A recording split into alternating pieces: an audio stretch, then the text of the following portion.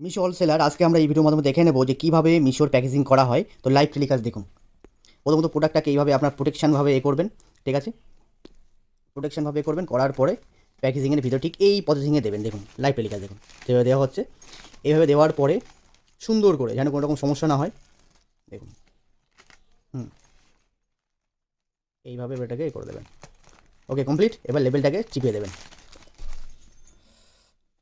দেখুন কী করবেন, লেবেলটাকে জাস্ট এই যেভাবে উপরটা দিয়েছেন জাস্ট এর উপর দিয়ে দেবেন, ঠিক আছে? দেখুন এই দেওয়া কমপ্লিট হয়ে গেল।